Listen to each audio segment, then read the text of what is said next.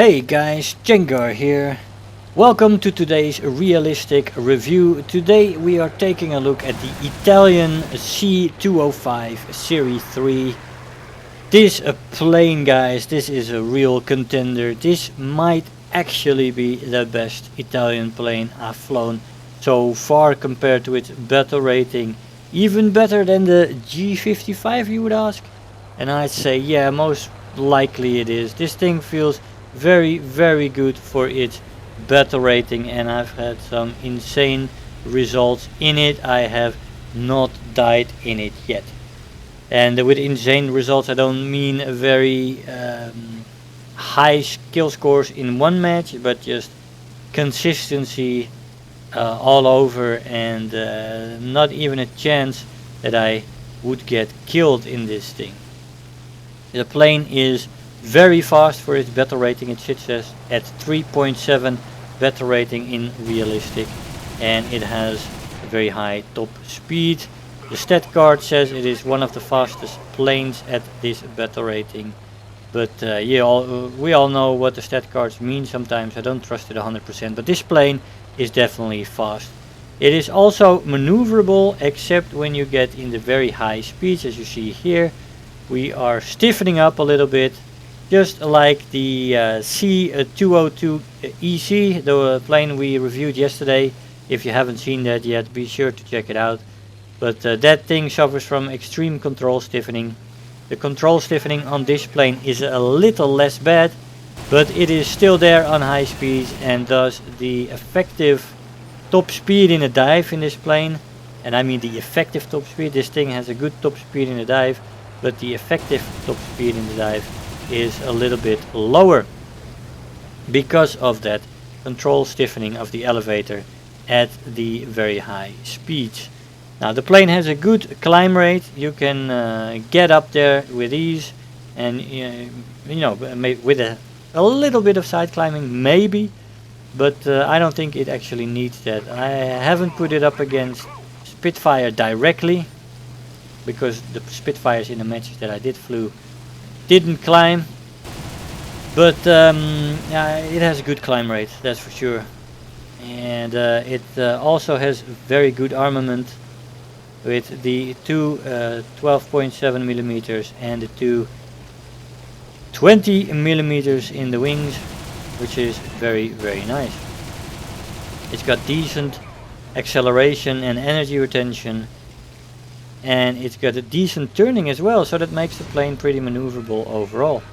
Now this plane also suffers a bit from overheating, just like the C202 EC before it, and I am taking a guess that most of the planes in this fighter line on the Italian 3 will probably have the same overheating issue. Now it also cools down very quickly once you get off web, and that makes the issue an issue to take a look at, especially when you're climbing or when you have some extensive dogfights with a lot of web usage. But all in all, it is manageable, I would say, in the end. But it is happening, and you should be aware of it, otherwise you might lose your engine. Now what I have slowly started to notice this patch, and this is an issue I wanted to talk with you guys about, is when the engines take any kind of damage, and I've already talked with a few guys about this in the comments. When your engines take any kind of damage, they quickly die after that. Within 3-4 minutes the engines just die, even if they only take 150 cal. Even the minimum amount of damage which you usually would end the mess with, this time in this patch you seem to be forced to go back to the base, as I have seen many of my engines die or progress in the coloring that they have very quickly, even going from yellow quickly to red, and then all of a sudden it's already black. Let me know what you think about that. We have arrived in our second match, and we kill this Aero Cobra while we come down for him. As you saw, we climbed easily to altitude, and found a position which we could exploit against these Russians on a wintry Stalingrad map. This is one of my favorite maps, aesthetically pleasing. I really like this map. Okay, here we go.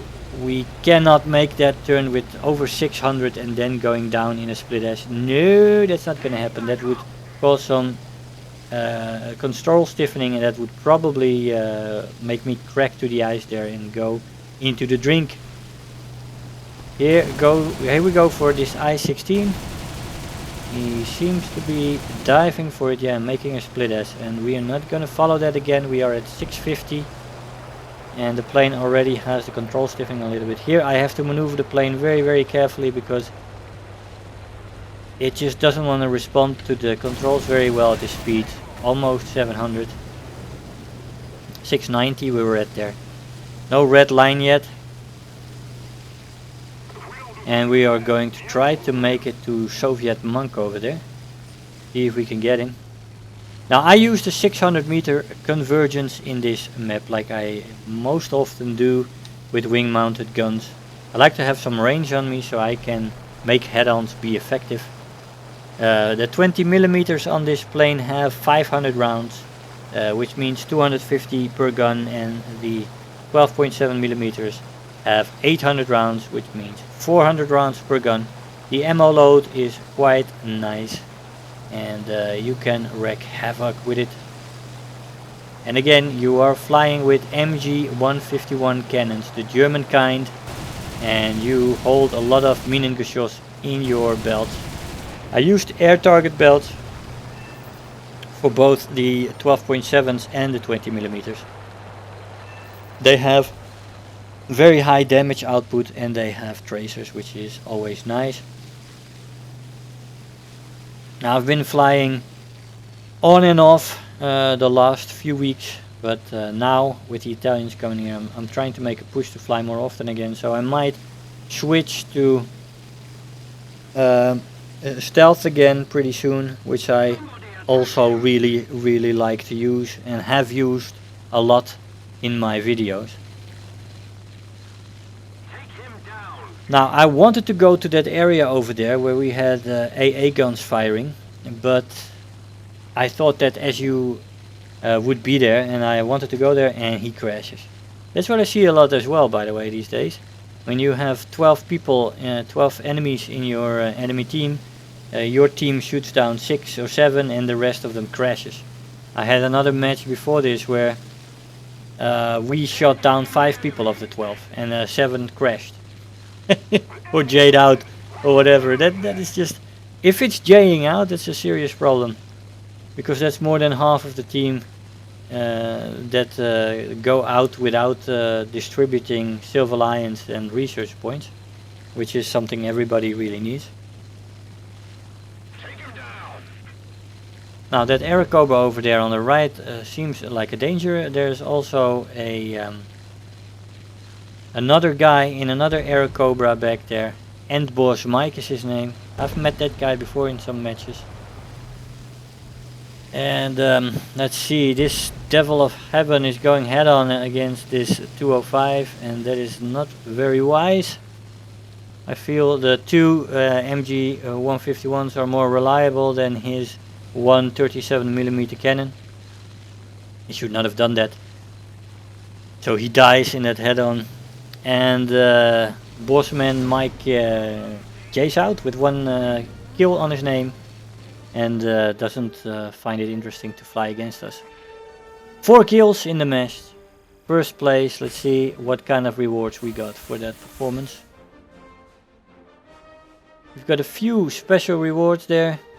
We've got the best squad, we've got Terror of the Sky and Bulletproof. 53,000 Silver Lions and 3,500 research points. First place. I'll see you in the conclusion. Hey guys, so here we are after the match. This plane is a joy to fly. I had a serious fun in this thing. I mean, this thing is just insane. Let's see, there you go. 8 matches flown, 87.5% win rate, 7 out of 8. 18 kills, 0 deaths, and well, no ground targets or anything, but 18 kills and no deaths. I mean, this thing is just very enjoyable. It's just very, very good. And there's almost nothing that goes against it, except those few things, the control stiffening in a dive and the overheating and the engines that get killed very quickly. But I've noticed that in all planes, by the way, and I've also heard other people say it happens in other trees as well, so I don't know. Anyway, this plane is very fast, it's maneuverable, good climb rate, like I said in the match, and good armament, decent energy retention and acceleration, and decent turn time. It feels very good, it feels solid, and I enjoyed it very much. I hope you did too. Guys, I want to thank you all for watching, and I'll see you guys next time. Bye bye. If you're new here, make sure to hit the subscribe button, become part of this community.